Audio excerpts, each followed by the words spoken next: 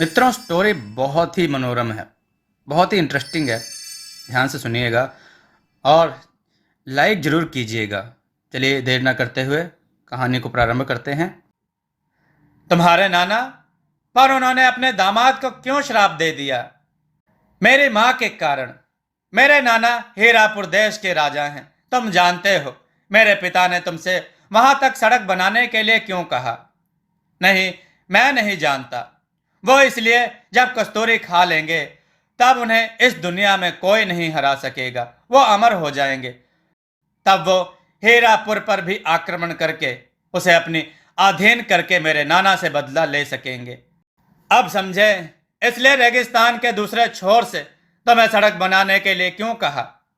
एक बात अभी भी समझ में नहीं आई, तुम्हारे नाना ने उन्हें श्राप क्यों दिया था? हरि सिंह, तुम ये तो जान चुके हो। हीरापुर मेरा ननिहाल है। मेरी माँ राजकुमारी स्वर्णिका की खूबसूरती के चर्चे दूर दूर तक फैले हुए थे। कई देशों के राजकुमारों ने मेरी माँ से शादी का प्रस्ताव मेरे नाना के पास भेजा। उनमें एक मेरे पिता भी थे। मेरे नाना ने सभी राजकुमारों के प्रस्ताव को देखकर राजकुमारी स्वर्णिका के स्वयंवर का न्योता सभी इच्छुक राजकुमारों को भेज दिया। सभी राजकुमार स्वयंवर से एक महीने पहले ही हीरापुर पहुंच गए। सभी को एक एक दिन राजकुमारी से मिलने के लिए दिया गया ताकि वो राजकुमारी को बता सके कि क्यों राजकुमारी को उसे चुनना चाहिए। एक एक करके सभी राजकुमार अपने देश के वैभव को राजकुमारी को बता चुके थे। बस कोई राजकुमार बचा था तो वो थे मेरे पिता। वो अपना रूप बदलने में वह माहिर थे। एक सुंदर राजकुमार के वेश में वह राजकुमारी के पास उनसे मिलने गए। उनकी किस्मत अच्छी थी या बुरी मैं नहीं जानती हूँ। 12 घंटे के बाद उन्हें अपने आप असली रूप में आना ही पड़ता था। राजकुमारी स्वर्णिका के महल के बगीचे में टहलते हुए वे दोनों एक दूसरे में इतना खो गए कि उन्हें समय का ध्यान ही नहीं रहा। राजकुमारी उन्हें अपना दिल उसी समय दे चुकी थी। राजकुमारी मेरे पिता को सारिंदा वाद्य बजाकर सुना रही थी। मेरी माँ इस वाद्य में इतनी निपुण थी, इसमें से निकलने वाले 100 प्रकार की धुनें उनको उंगलियों पर याद थी। उन्हीं को सुनते सुनते मेरे पिता वहीं सो गए बगीचे में। और वहीं उनका असली रूप राजकुमारी के सामने आ गया। इस रूप को देखते ही राजकुमारी बेहोश हो गई थी।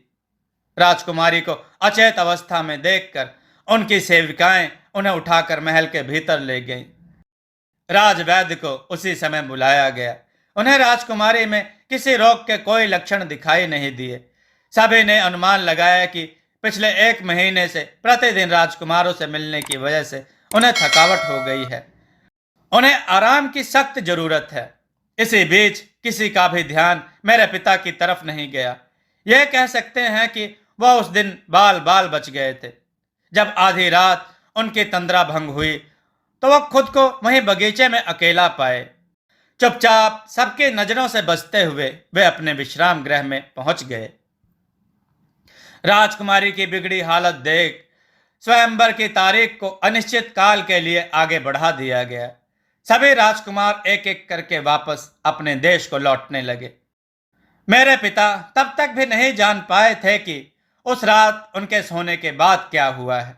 राजकुमारी उस दिन के बाद पीली पड़ती जा रही थी। सभी से मिलना जुलना उन्होंने बंद कर दिया था। राजवैद्य भी उनकी बीमारी को समझ नहीं पा रहे थे। मेरे पिता अभी भी उनके महल में रह रहे थे। उन्हें मेरी माँ की चिंता थी। उन्हें इस हालत में छोड़कर जाने का उनका मन नहीं था। दूसरी तरफ मेरी माँ भी उन्हें भुला नहीं पा रही थी। अपनी सखियों से मेरे पिता के बारे में पल पल की जानकारी वो लेती रहती थी।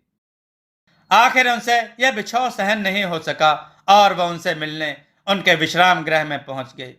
उन्होंने वहां जाकर मेरे पिता को सारी सच्चाई बता दी और यह भी कह दिया कि अगर उनके पिता को आपके बारे में सब कुछ पता चल गया तो उनका यहां से जीवित बचकर जाना नामुमकिन होगा।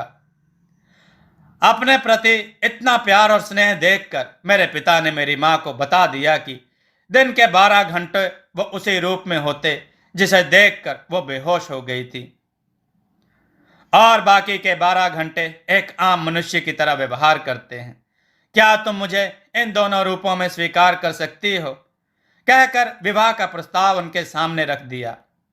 मेरी माँ, जो पहले ही उन्हें अपना दिल सौंप चुकी थी, उनके प्रस्ताव को स्वीकार कर लिया। उसी रात चांद सितारों को साक्षी मानते हुए दोनों ने गंधर्व विवाह कर लिया। कहकर मोना चुप हो गई। हरि सिंह को अपना अतीत बताते हुए मोना गुमसुम हो गई। अपनी माँ, जिसकी उसे शक्ल भी याद नहीं थी, आज उसे याद करते हुए उसकी आंखें भर आई।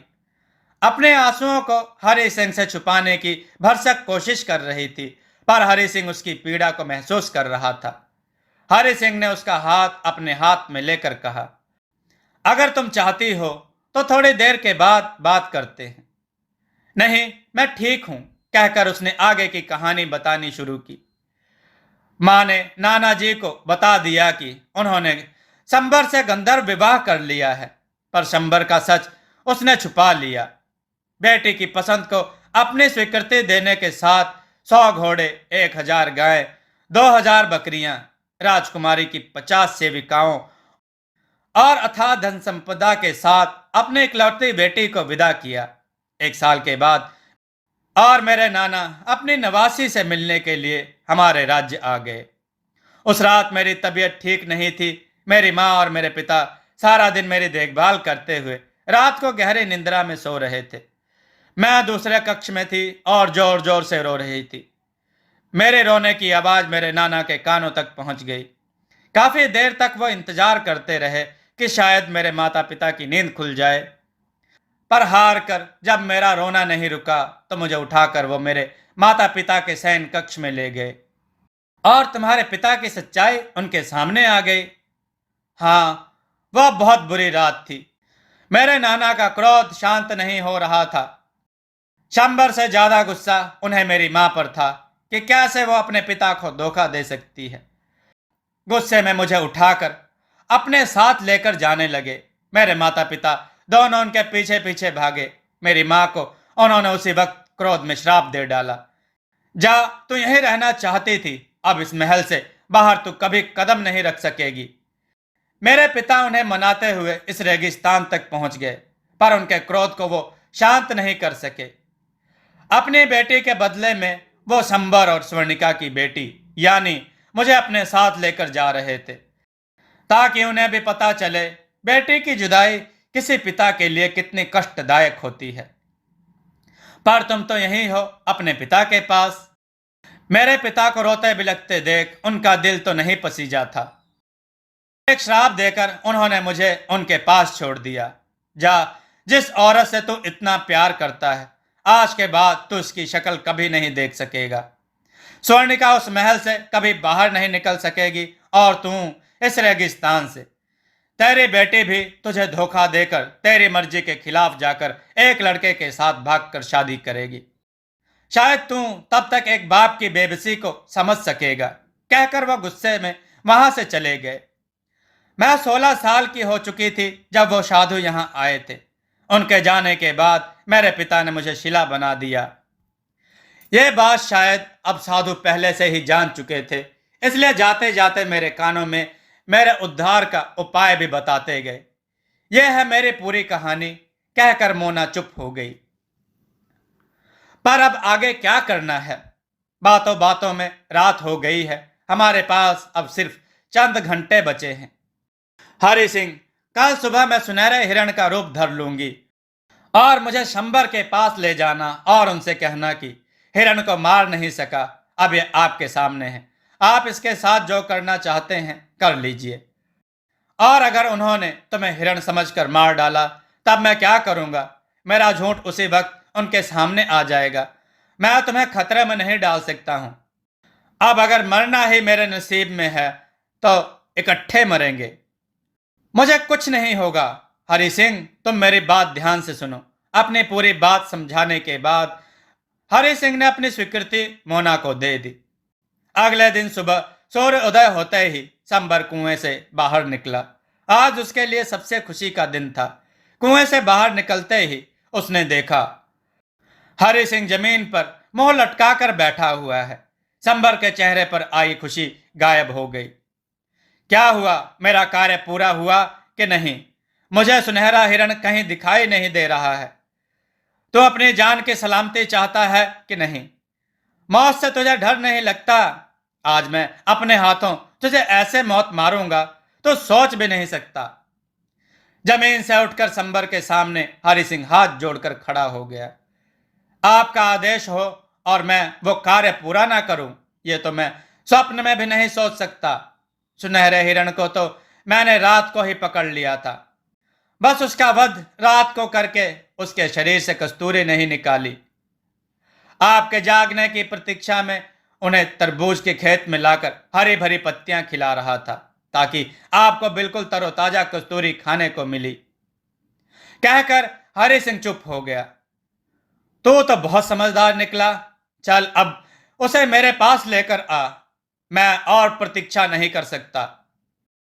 हरि सिंह झोपड़ी के पीछे जाकर सुनहरे हिरण के वेश में मोहना को उनके सामने उपस्थित कर दिया। संबर जैसे ही अपने दोनों हाथों से जैसे ही हिरण को पकड़ने लगा, हिरण ने एक तितली का रूप धर लिया। हरि सिंह भागो कहकर और तितली इधर उधर उड़ने लगी। पकड़ो उनको, शंबर अपने सैनिकों पर चिल्लाते हुए बोला। पकड़ो उनको, संबर अपने सैनिकों पर चिल्लाते हुए बोला। संभर वहीं खड़ा अपने सैनिकों को उन्हें जिंदा या मुर्दा पकड़कर लाने का आदेश देता रहा। शंबर की अजगरी सेना उसकी आवाज सुनते ही कुएं से निकल निकल कर उनके पीछे भागी। संबर अपना सिर पकड़कर वहीं जमीन पर बैठ गया। उसे समझ नहीं आ रहा था कि वो अपने सैनिकों को तितली को पकड़ने के लिए कहे या हरि सिंह को, क्योंकि दोनों विपरीत दिशा में भागते हुए काफी आगे निकल गए थे। काफी आगे जाने पर एक सुरक्षित स्थान देखकर मोना अपने असली रूप में आ गई। कई कोस चलने के बाद मोना और हरि सिंह रेगिस्तान के बीचों बीच बने पहाड़ों के पास पहुंच गए। पहाड़ की तलहटी पर उन्हें वहां 12 सिंहों का झुंड नजर आया और अपने वेश को फिर बदलकर वो उन्हीं में मिल गए। हाफते हुए संबर के सैनिक 12 सिंहों के समूह के पास पहुंचे। झुंड के सरदार से पूछने लगे, तुमने कहीं एक युवक और युवती को भागते हुए देखा है? सच सच बता दो, वरना संबर के क्रोध का शिकार होना पड़ेगा। हे संबर के सेनापति, रेगिस्तान में रहते हुए संबर से दुश्मनी मोल लेने का तो मैं सोच भी नहीं सकता। हाँ, मैंने उन्हें यहां से विपरीत दिशा में उड़ते हुए देखा है। तुम पश्चिम दिशा की ओर जाकर देखो, वो उसी तरफ गए हैं। संबर का सेनापति बहुत चतुर था।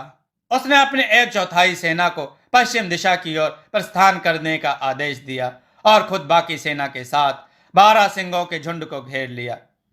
4 महीनों तक संबर के सैनिक वहीं घेरा बनाकर डटे रहे, यह सोचकर कि अगर वो यहां छुपे होंगे तो कभी ना कभी तो बाहर निकलेंगे, पर ऐसा नहीं हुआ। 4 महीनों तक संबर के सैनिक वहीं घेरा बनाकर डटे रहे, यह सोचकर कि अगर वो यहां छुपे होंगे तो कभी ना कभी तो बाहर निकलेंगे। वहीं बैठे बैठे अजगरी सेना की शक्ति खत्म होती जा रही थी। आखिर हार कर उन्होंने वहां से हटने का मन बना लिया। संबर की अजगरी सेना के हटते ही, मित्रों, बहुत ही रोचक कहानी है। देववाणी चैनल को सब्सक्राइब करके रखें और कहानियों को लाइक जरूर करें। चलिए कथा को आगे बढ़ाते हैं। संबर की अजगरी सेना के हटते ही मोना और हरि सिंह 12 सिंह के सरदार को धन्यवाद देकर आगे चल पड़े। उधर काफी महीनों तक उनका कोई समाचार संबर को नहीं मिला। उड़ने वाली छिपकलियां सैनिकों ने अपनी तीव्र दृष्टि से देख लिया कि मोना और हरि सिंह किस ओर जा रहे हैं। संबर की छिपकली सेना के उड़ान भरते ही उन्होंने सूर्य की रोशनी को भी पृथ्वी पर आने से रोक दिया। हर तरफ अंधेरे का साम्राज्य हो गया। अपनी हरी आंखों के सहारे वो अंधेरे में मोना और हरि सिंह की परछाई को भी देख सकते थे। एकाएक अंधेरा छा जाने से मोना समझ गई कि उसके पिता ने अपने दूसरे सैन्य बल, उड़ने वाली छिपकली सैनिक दल को उनके पीछे लगा दिया है। हरि सिंह, हमें जल्दी ही छुपने की जगह तलाश करनी होगी। शंबर की छिपकली सेना की नजर से कोई छुप नहीं सकता। वो अंधेरे में भी अपने शिकार को ढूंढ लेती है। अपने चाल में तेजी लाते हुए दोनों ने भागना शुरू कर दिया। भागते भागते वो एक पहाड़ के सामने पहुंच गए जो उनका रास्ता रोके खड़ा था। उसके ऊपरी चट्टान से धुंध के बादल निकल रहे थे। रेगिस्तान में फिर पहाड़ देखकर हरि सिंह को आश्चर्य हुआ। यह कौन सा पहाड़ है और चारों तरफ से यह धुंध कैसे फैल रही है? हरि सिंह, यह ज्वालामुखी पर्वत है। सदियों पहले इसके मुंह से गरम गरम लावा निकला करता था, पर अब यह शांत हो चुका है। इसलिए जैसे ही रात होती है, इसके मुंह से धुएं की जगह धुंध के बादल निकलने लगते हैं। यह हमारे लिए एक सुरक्षित स्थान हो सकता है, क्योंकि धुएं और धुंध के बादल छिपकलियों को दृष्टिहीन कर देते हैं, और आज से पहले शंबर ने अपनी इस सेना का इस्तेमाल कभी नहीं किया। उड़ने वाली छिपकली सेना यह बात नहीं जानती है कि यह धुंध उनके लिए कितनी हानिकारक सिद्ध हो सकती है। हरि सिंह, अपनी चाल को तेज करो, हमें शीघ्र ही पर्वत के शिखर पर पहुंचना है। कुछ ही देर में मोना और हरि सिंह पर्वत के शिखर पर पहुंच गए।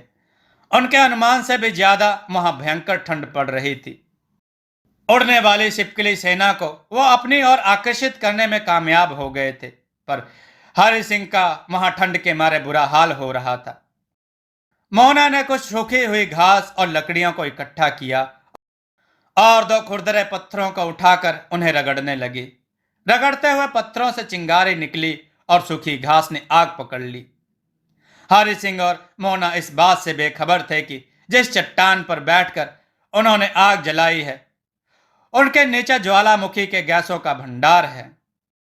उड़ने वाली छिपकली सेना का दल पूरी तेजी से उनकी ओर बढ़ता जा रहा था, और पर्वत के शिखर पर बैठे हुए मोना और हरि सिंह को उन्होंने घेर लिया। उधर धुंध के साथ साथ आग जलने के कारण धुएं के बादल भी ऊपर की ओर फैलने लगे। छिपकली सेना एक एक करके नीचे पर्वत पर गिरकर तड़पने लगी। चारों तरफ उनके चिल्लाने की आवाजें आ रही थी। उसी समय एक तेज धमाका हुआ। ज्वालामुखी के अंदर से लावा तेजी से बाहर निकलना शुरू हो गया। सब कुछ इतनी जल्दी हुआ कि मोना और हरि सिंह को कुछ समझ नहीं आया कि यह हो क्या गया है। हरि सिंह, जल्दी से जादुई मटके से एक उड़न खटोला पेश करने के लिए कहो। हरि सिंह, जल्दी से जादुई मटके से एक उड़न खटोला पेश करने के लिए कहो। हरि सिंह मोना की बात सुने बिना ही मटके को अपनी झोली से निकाल चुका था। उसे समझ आ गया था कि अब जादुई मटके से मदद लेने का समय आ गया है। सुंदर सुंदर प्यारे मटके, संकट आया जान बचाओ, उड़न खटोला तुम लेकर आओ। अभी हरि सिंह ने अपनी बात पूरी भी नहीं की थी, एक उड़न खटोला उनके सामने आ गया। मोना और हरि सिंह बिना समय गवाए उस पर चढ़ गए। उड़न खटोले में बैठते ही मोना ने उड़न खटोले से कहा, मुझे मेरी मां के महल में ले जाओ। मोना के आदेश के साथ ही उड़न खटोला उस ओर मुड़ गया। महल के मुख्य द्वार पर आकर दोनों उड़न खटोले से उतरकर महल के अंदर गए। महल की अद्भुत सुंदरता को देखकर दोनों चकित थे। सोने की दीवारों से बना हुआ महल बिल्कुल खाली था। एक एक कमरे में घूमते हुए उन्होंने पूरा महल देख लिया। सभी सेवक और सेविकाएं पत्थर के बुतों में थे।